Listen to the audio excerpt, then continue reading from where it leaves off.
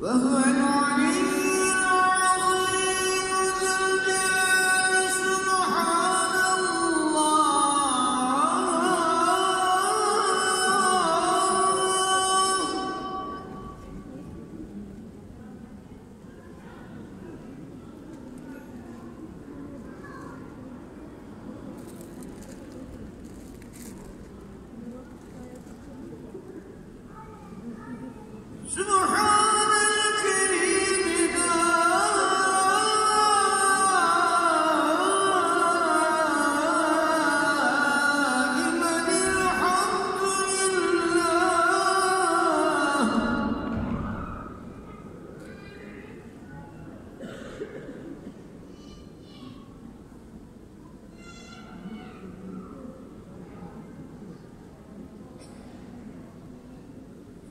رب العالمين تعالى شانه الله أكبر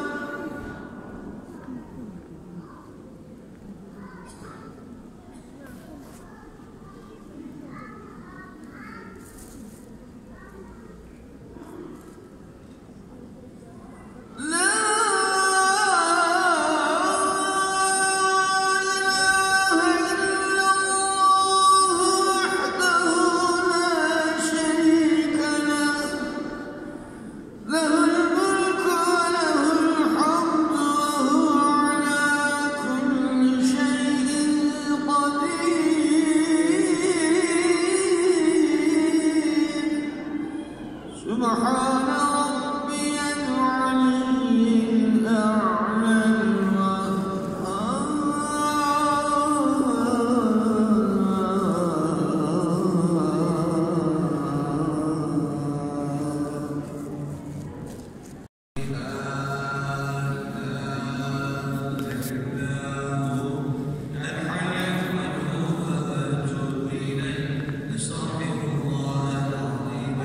شغالين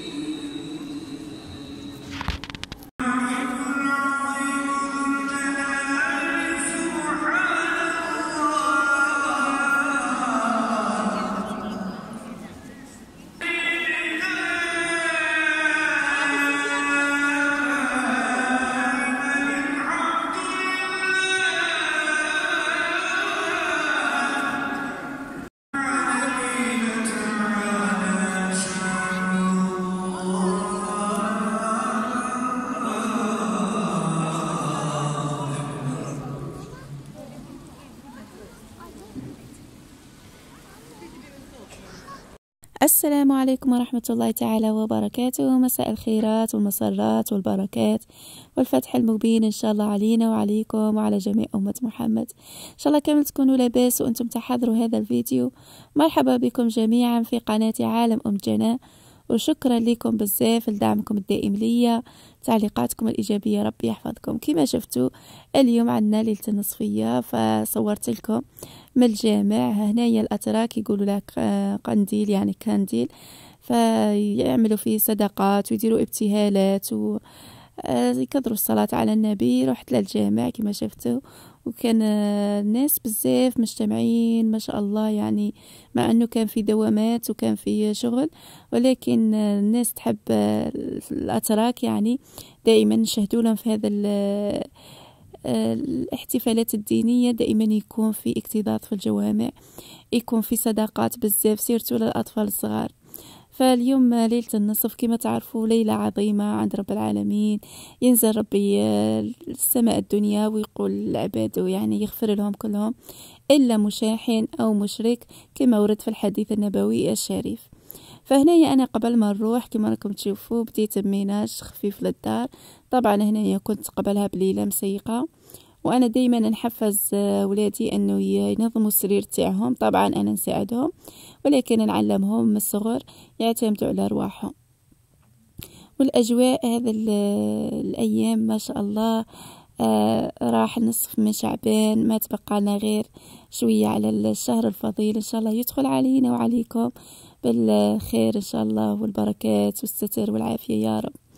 فنقولوا اللهم بارك لنا فيما تبقى من شعبان، وبلغنا رمضان مع أحبابنا لا فاقدين ولا مفقودين إن شاء الله يعينكم. سمعت باللي كاين امتحانات في هذا الأسبوع في الجزائر، فإن شاء الله ربي ينجح أولادكم كامل ويفتح عليهم فتوح العارفين يا رب. وإن شاء الله يقويكم يا أمهات ويا آباء يلي راكم تساعدوا أولادكم وتعاونوهم. صح في وقت الامتحانات تكون الأم ولا الأب هو اللي رايح يمتحن مش الأولاد، فإن شاء الله ربي يعطيكم على قد تعبكم إن شاء الله، ويفرحكم بأولادكم وتشوفوهم إن شاء الله في أعلى المناصب يا رب العالمين. ذكروك عندي في حديث عابر شوقا فأغرقت الدموع محاجري، ودهشت ما لي والدموع غزيرة مني فأسكبها كغيث ماطر.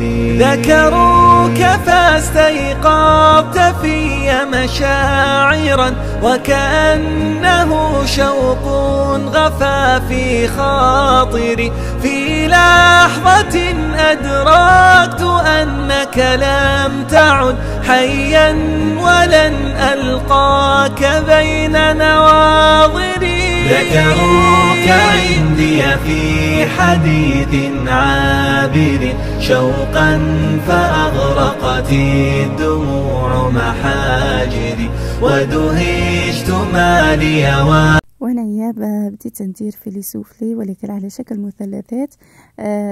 تبعوا الفيديو راح تلقاو الوصفة مكتوبة ان شاء الله.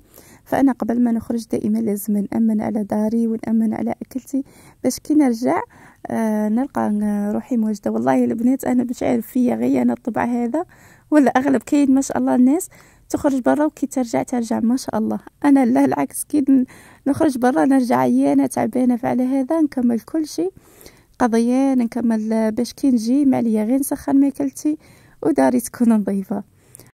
جربوا هذا الوصفة ان شاء الله راح تنجح لكم 100% مضمونة. والعجينة تاعها قطنية، وحتى المعجنات باش تنجح لازم تكون العجينة طرية.